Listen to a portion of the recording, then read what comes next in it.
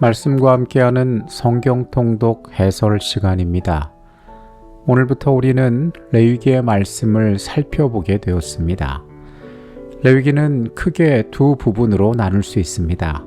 전반부는 하나님께 나아가는 길을 제사 제도를 통하여 살펴보고, 후반부에서는 하나님과 동행하는 방법을 성결에 관련된 법전을 통하여 살펴보게 될 것입니다. 화해주석은 레위기란 책을 이렇게 묘사했습니다. 레위기의 의식법들은 그리스도께서 오셔서 죄를 위한 희생제물로 죽으실 때까지 유효했다. 그 모든 제사는 세상 죄를 지고 가는 하나님의 어린 양을 가리키는 손가락이었다. 새해를 시작하고 많은 그리스도인들이 성경 통독을 시작합니다. 창세기와 출애굽기의 흥미로운 이야기들을 읽을 때는 괜찮았는데 레위기에 접어들면서 조금 어려워하는 경우들이 있습니다. 그러나 레위기의 말씀들은 우리에게 깊은 영적인 의미들을 선물하고 있습니다. 하나님과 우리가 어떻게 교통할 수 있는지, 그 하나님이 어떻게 우리에게 함께하기를 원하셨는지 우리는 이 말씀들 가운데 살펴보게 될 것입니다. 내일 우리가 읽게 될 성경 말씀은 레위기 1장부터 4장까지의 말씀입니다. 레위기 1장의 말씀으로 갑니다. 레위기 1장은 번제에 대한 내용이 나와 있습니다. 번제라는 제사는 제물을 불에 태워 드리는 제사로서 하나님께 대한 완전한 굴복과 헌신을 상징합니다. 제사에 대하여 하나님께서는 회막에서 모세를 부르시고 예물을 드릴 때의 원칙들에 대하여 말씀하셨습니다. 소의 번제는 흠없는 수컷을 드려야 했습니다. 예배자가 머리에 안수하고 제물을 직접 잡으며 제사장은 피를 제단 사방에 뿌리고 그 전부를 불에 살라 하나님께 드려야 했습니다. 소에 이어서 양이나 염소의 번제에 대해서도 나와 있습니다. 양이나 염소는 소와 동일한 절차로 드리며 이는 하나님께 향기로운 냄새라고 말씀은 이야기하고 있습니다. 번제 가운데 흥미로운 것은 새의 번제도 나온다는 사실입니다. 새는 양이나 염소, 소와 비교했을 때 매우 초라한 제물일 수 있습니다.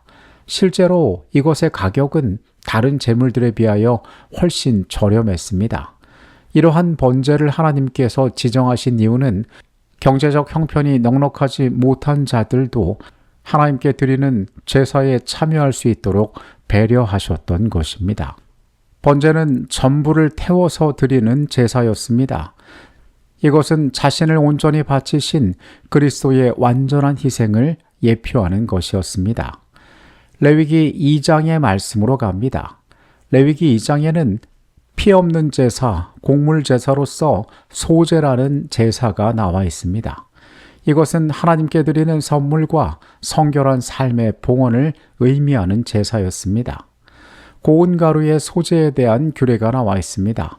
가루에 기름과 유향을 섞어서 드렸고 그중 한 움큼을 기념물로 태우고 나머지 소제는 제사장의 몫이 되었습니다. 다음으로 화덕에 굽거나 철판에 붙여진 전병의 형태로 드리는 요리한 소제에 관한 규례가 나옵니다.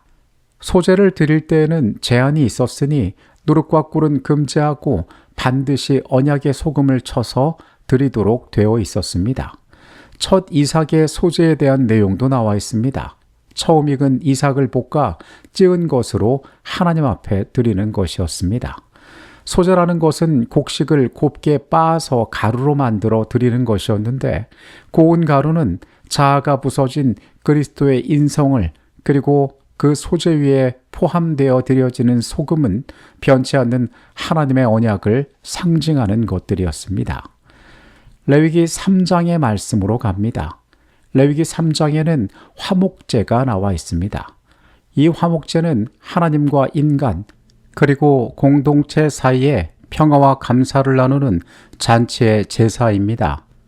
번제와 마찬가지로 소의 화목제에 대한 규례가 먼저 나와 있습니다. 흠없는 것으로 드려야 했으며 내장에 덮인 모든 기름을 가져다가 제단 위에서 불사를 것을 명하십니다. 양의 화목제에 대한 규례도 있습니다. 어린 양을 드릴 때에 어떠한 방법으로 드려야 할지에 대하여 말씀하고 있습니다. 염소의 화목제 역시 나와 있습니다. 제사장은 그것을 제단 위에서 불사를 찌니 이는 화제로 드리는 음식이요 향기로운 냄새라. 모든 기름은 여호와의 것이니라. 너희는 기름과 피를 먹지 말라. 이는 너희의 모든 처소에서 너희 대대로 지킬 영원한 규례니라. 화목제는 그리스도를 통하여 하나님과 우리가 화목하였음을 기뻐하는 성도 간의 교제와 나눔을 상징하는 제사입니다. 레위기 4장의 말씀으로 가겠습니다. 4장에서는 속죄죄가 나오고 있습니다. 부지 중에 지은 죄를 정결케 하기 위하여 이것은 반드시 드려야만 하는 의무적인 제사였습니다.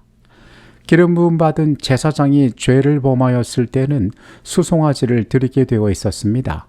피를 성소한 휘장 앞에 7번 뿌리고 향단 뿔에 바르게 되어 있었습니다.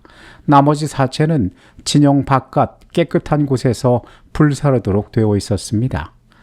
이스라엘 온 회중들이 죄를 범했을 때에는 장로들이 안수하고 제사장의 죄와 동일한 절차로 피를 처리하게 되어 있었습니다. 각 족장의 죄에 대하여는 수염소의 예물이 필요했습니다.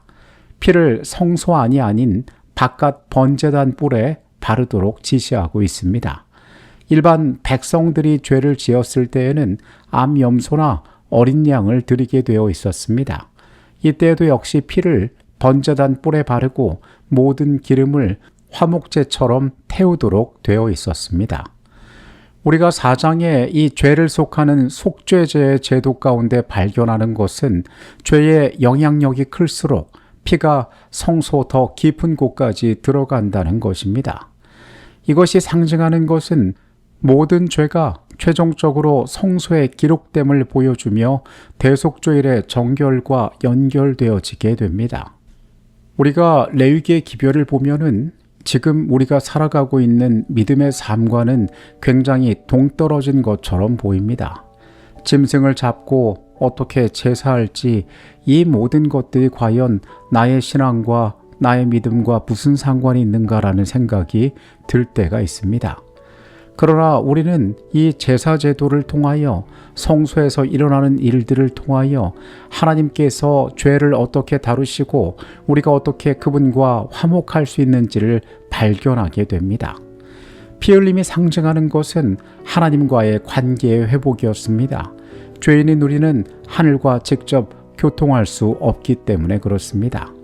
하늘과 끊임없이 교통하는 것이 우리의 영적인 생명력임을 우리는 말씀에서 확인합니다.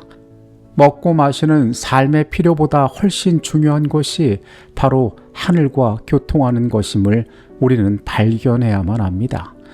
성소에서 끊임없이 매일 드려지는 제사는 장차 그리스도께서 우리를 위하여 어떻게 희생제물이 되시고 보혈을 흘리실지에 대한 중요한 상징이 되었습니다. 평안한 밤 되시기 바랍니다. 내일 다시 레위기의 말씀으로 만나도록 하겠습니다. 하나님 아버지, 우리의 삶의 가장 중요한 것들이 먹고 마시는 것에 있지 않음을 말씀 가운데 발견합니다. 우리에게 가장 중요한 것은 하늘과 교통하는 것임을, 하나님과의 관계가 끊어지지 않는 것임을 말씀 가운데 바라봅니다. 세상의 가치로 삶을 바라보지 않고 말씀이 가르치는 대로 우리의 생애를 바라보고 무엇이 중요한지를 깨닫고 그것에 집중하며 살아가게 하여 주시옵소서. 우리를 죄에서 구원하신 예수 그리스도 이름으로 기도합니다. 아멘.